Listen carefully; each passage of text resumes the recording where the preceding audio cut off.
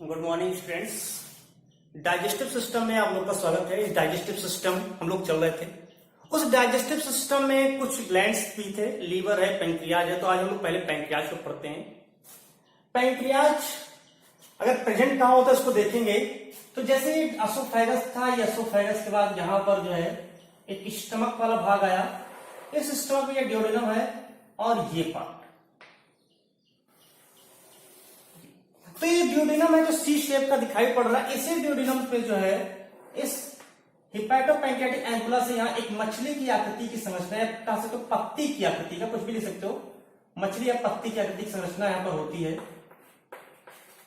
इसको कहते हैं यहाँ पर जो है पैंक्रियाज। यानी पैंक्रियाज कहां पर होता है कहा जाए तो जो पैंक्रियाज होता है वो स्टमक और लीवर के ठीक नीचे, स्टमक और लीवर के नीचे मिजेंट्री द्वारा सधा हुआ आंत्रयोजनी, यानी इसके बाद ये आंत्रयोजनी आएगा, तो आंत्रयोजनी मिजेंट्री द्वारा सधा हुआ एक गुलाबी रंग का चपटा सा मछली या पत्ती की आकृति की संरचना होती है जिसे पैंक्रियाज कहते हैं। अगर इसके साइज की बात किया जाए तो इसकी जो लेंथ होती है, लंबाई जो होती है, ये लेंथ यहां से यहां तक का, इसकी लंबाई जो होती है वो लगभग जो है 12 से लेकर के 15 सेंटीमीटर लंबी जो है लगभग होती है। और इसकी अधिकतम चौड़ाई, ये अधिकतम जहां सबसे अधिक होती है, तो इसकी जो सबसे अधिकतम चौड़ाई होती है वो लगभग जो है 3 सेंटीमीटर का होता है। इसका अगर वेट की बात करें, इसके भार की बात किया जाए तो इसका भार लगभग जो है 60 से लेकर के 90 ग्राम भार का होता है। और दूसरे सबसे बड़ा ग्लैंड हमारे शरीर का होता है, सबसे बड़ा यकृत होता है। दूसरा सबसे बड़ा ग्लैंड, डाइजेस्टिव ग्लैंड हमारे शरीर का जो है पैंक्रियाज होता है। अग्न्याशय से इसको कहते हैं इसमें। अब पैंक्रियाज जो होता है, पैंक्रियाज को एक और नाम से जानते हैं। पैंक्रियाज को इस कह सकते हैं, it is also known as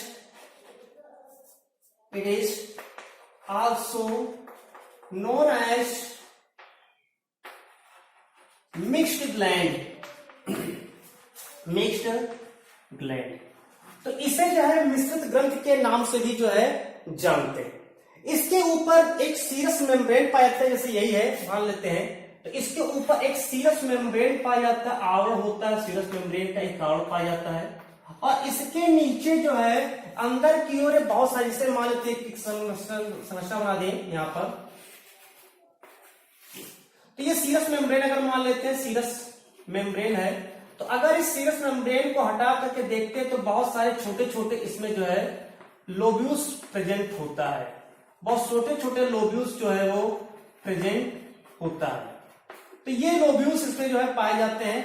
ये जो लोब्यूल्स होते हैं, इस लोब्यूल्स में प्रत्येक लोब्यूल्स की अगर बात करें, जो ईच लोब्यूल्स होता है, प्रत्येक लोब्यूल्स, इसकी 90% जो सेल होती है, 90% सेल वो एक्सोक्राइन होती है। और जो इसकी बाकी 10% सेल होती है वो एंडोक्राइन होती है।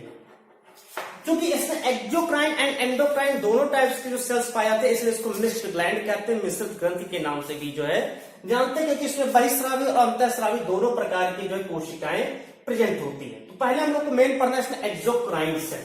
जो एक्सोक्राइन पार्ट होता है, एक्सोक्राइन पार्ट की बात किया जाए, एक्सोक्राइन पार्ट, देखिए जो एक्सोक्राइन पार्ट होता है, उस एक्सोक्राइन पार्ट को अगर देखा जाए कि एक्सोक्राइन पार्ट में होता क्या क्या है, तो इसमें 90% जो कोशिकाएं होती है वो एक्सोक्राइन होती है। जो प्रत्येक लोब्यूल की 90% सेल है वो एक्सोक्राइन होती है, बहिस्रावी होती है। मतलब किसी न किसी पदार्थ का स्राव करती है और वो पदार्थ नलिकाओं के माध्यम से अपने विशिष्ट अंगों तक जाएगा जहां पर उसको जाना है, क्योंकि नलिका युक्त होती है। जो एक्सोक्राइन होती है नलिका युक्त जो है सेल होती है। ये जो होते हैं क्या, इसमें छोटे छोटे लोब्यूल्स होते हैं और वो सारे लोब्यूल्स जो है एक कोष्ठ में जाकर के खुलते हैं। यानी ये इसकी जो सेल होती है, पहले तो जान लें जो सेल होती है वो दो प्रकार की होती है, एक क्यूबॉइडल होती है एंड कॉलमनर होती है। यानी दोनों प्रकार की एपिथेलिया पर पाई जाती है।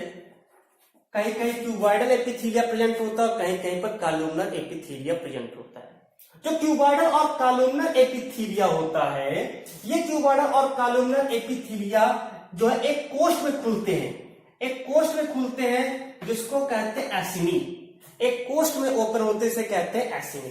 तो ये एसिनी जो होता है, अब यही से स्टार्ट होता है कि एसिनी क्या होता है। तो एसिनी के ऊपर, जैसे एसिनी है तो इसके ऊपर एक जो है सिंगल लेयर एपिथीलिया पाया जाता है। एक सिंगल एपिथीलिया का आवरण जो है इस एसिनी यानी कोष्ठ पर उपस्थित होता है। और ये जो एसिनी होता है, ये एसिनी यानी जो कोष्ठ होते हैं, सभी कोष्ठ आपस में जो है मिल करके एक जो है कैनेलिकुलस में जो है खुलती है। एक कैनेलिकुलस में जो है खुलती है, कैनेलिकुलस। तो सभी कोष्ठ आपस में मिल करके, आसपास के जो कोष्ठ होते हैं वो आपस में मिल करके कैनेलिकुलस में जो है खुलती है, जिसको कहते हैं हिंदी में एक महीन कुल्या। एक कुल्या, कुल्या मतलब नलिका, एक महीन कुल्या होती है, कैनेलिकुलस में खुलती है। अब आसपास की कुछ कैनेलिकुलस, क्योंकि बहुत सारे होते तो बहुत सारी चीज बनाएंगे, तो आसपास की कैनेलिकुलस आपस में संयुक्त हो करके यहां पर एक जो है इंटरकैलेटेड डक्ट बनाती है। इंटरकैलेटेड डक्ट का निर्माण करती है, यानी बहुत सारे इंटरकैलेटेड डक्ट भी बन जाएंगे, क्योंकि आसपास के बहुत सारे अपना अपना समूह बना लेंगे, तो बहुत सारे समूह बनाएंगे, उसको इंटरकैलेटेड डक्ट कहेंगे। अब ये इंटरकैलेटेड डक्ट में भी सब आपस में जुड़ती है। मान लीजिए एग्जाम्पल ले लेते हैं कि एग्जाम्पल को समझेंगे कि कैसे होता है, देखेंगे पता ही समझेंगे इसको। कि जैसे मान लेते हैं कि बहुत सारी नलिकाएं आ रही है, ठीक है। तो ये यहां पर जाकर के कुछ इस तरह से संरचना जो है बनाती है।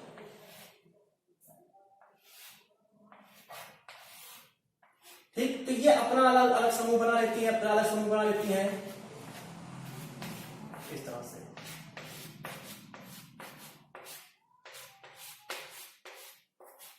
तो फिर ये आपस में जुड़ने लगती है। तो इस तरह से बहुत सारी जो धागा है वो जुड़ जुड़ करके समूह बनाएंगी। तो उसी प्रकार एसिनी जो कोष्ठ होते हैं वो जो यहाँ पर कैनेलिकुलस एक महीन कुल्या बनाती है, और ये महीन कुल्याएं जो आसपास की महीन कुल्याएं होती है वो जुड़ जुड़ करके इंटरकैलेटेड डक्ट बना लेती है। अब ये जो इंटरकैलेटेड डक्ट होती है, ये आपस में फिर कुछ उसमें से इंटरकैलेटेड डक्ट आपस में जुड़ जुड़ करके यहाँ एक इंट्रालोब्युलर डक्ट बना लेती है। इंट्रालोब्युलर डक्ट बनाती है। ये जो इंट्रालोब्युलर डक्ट होती है, अब फिर वही आसपास की बहुत सारी इंट्रालोब्युलर डक्ट बनेगी। अब वो उसमें से भी आसपास की जो इंट्रालोब्युलर डक्ट होंगी वो आपस में जुड़ जुड़ करके एक लोब्युलर डक्ट बना लेंगी, लोब्युलर डक्ट।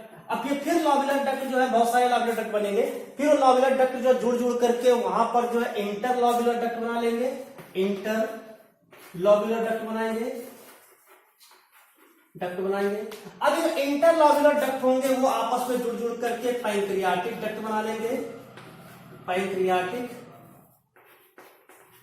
डक्ट बना लेंगे। तो जैसे ये पैंक्रियाटिक डक्ट यहां पर जो है बन गया। अब ये पैंक्रियाटिक डक्ट आपस में जुड़ जुड़ करके कॉमन बाइल डक्ट बना लेते हैं। कॉमन बाइल डक्ट अलग से आता है, जुड़ता है। ये कॉमन बाइल डक्ट और जो पैंक्रियाटिक डक्ट है ये आपस में जुड़ करके हिपैटो पैंक्रियाटिक एंकुला बना लेता है। और ये जो यानी ये यहां तक पहुंच गया हिपैटो पैंक्रियाटिक एंकुला। अब ये एंकुला आपस में जुड़ जुड़ करके डक्ट ऑफ सेंटोरिनी बना लेता है, डक्ट ऑफ सेंटोरिनी, यानी कि ये भाग। और अभी डक्ट ऑफ सेंटोरिनी जाकर के डुओडेनम में खुल जाता है। तो इस तरह से जो है, जो इसके बहुत सारे छोटे छोटे धागा नुमा संरचना से पाई जाती है, वो सब आपस में जुड़ जुड़ करके यहाँ पर अंतिम में डक्ट ऑफ सेंटोरिनी बनाती है और जाकर के यहाँ पर डुओडेनम में खुलती है। इसमें से जो पैंक्रियाटिक डक्ट होता है, ये पैंक्रियाटिक जो डक्ट है, इसी पैंक्रियाटिक डक्ट से एक जूस का स्राव होता है जिसको कहते हैं पैंक्रियाटिक जूस। और इस पैंक्रियाटिक जूस में जो है कुछ जाइमोजेनिक होती है, जाइमोजेनिक होती है यहाँ पर, यानी कि यहाँ पर जो है कुछ एंजाइम का सिक्रीशन होता है। और ये एंजाइम क्या करती हैं, जो भी मान लेते जटिल यौगिक है, जो भी टूटने पे जैसे लिपिड के जो यौगिक होते हैं उनको तोड़ने के लिए जो है ये एंजाइम आते हैं और उसको जो है भोजन के आए हुए जो कण होते हैं उसको तोड़ने का कार्य करते हैं।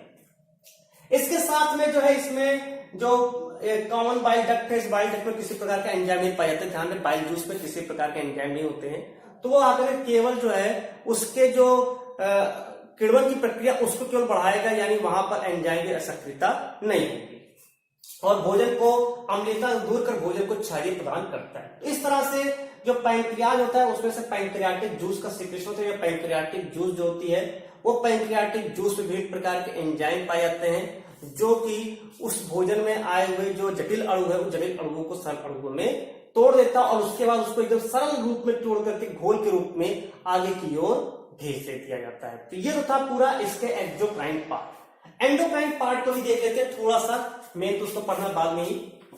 एंडोक्राइन की अगर बात किया जाए तो इसके एंडोक्राइन पार्ट होते हैं। एंडोक्राइन पार्ट, देखिए जो एंडोक्राइन पार्ट होता है ये लगता है कि 10% से होते हैं और इसमें गोल गोल से या कुछ अंडाकार से कुछ यहां पर जो है ग्रंथिल जो है संरचनाएं पाई जाती है, छितरी अवस्था में बिखरी अवस्था में पाई जाती है, जिसको कहते हैं आइलेट्स ऑफ लैंगरहैंस। क्योंकि इसकी खोज जो है पॉल लैंगरहैंस ने किया था, इसलिए इसको आइलेट्स ऑफ लैंगरहैंस यानी लैंगरहैंस की द्वीपिकाओं के नाम से आते हैं, क्योंकि कई कई बिखरी हुई जो है छोटी छोटी गोल सी संरचनाएं पाई जाती है, इसलिए इसको जो है लैंगरहैंस की दीपिकाएं कहते हैं। जो आइलेट्स ऑफ लैंगरहैंस होती हैं इसमें जो है 4 प्रकार की सेल्स होती हैं, alpha cell, beta cell, gamma cell और पीपी सेल। ठीक है, तो ये जो यहाँ आइलेट्स ऑफ लैंगरहैंस होती है इनकी सभी कोशिकाओं से जो है हार्मोन का सिक्रेशन होता है। जैसे अल्फा सेल से ग्लूकागॉन हार्मोन, बीटा सेल से इंसुलिन हार्मोन, गामा सेल से सोमैटोस्टैटिन हार्मोन और पीपी सेल से पैंक्रियाटिक पेप्टाइड हार्मोन का सिक्रेशन होता है। तो ये हम लोग हार्मोन वाले चैप्टर में इसको डिटेल में पढ़ा जाएगा। सभी के फंक्शन अलग अलग होते हैं, glucagon, insulin, somatostatin and pancreatic peptide. तो ये यहाँ पर एंडोक्राइन होता है। एंडोक्राइन से केवल और केवल हार्मोन का सिक्रेशन होता है। ये भी ध्यान रखना कि एंडोक्राइन शब्द जहां पर आ जाए इसका मतलब वहां पर हार्मोन का ही स्राव होगा। धन्यवाद।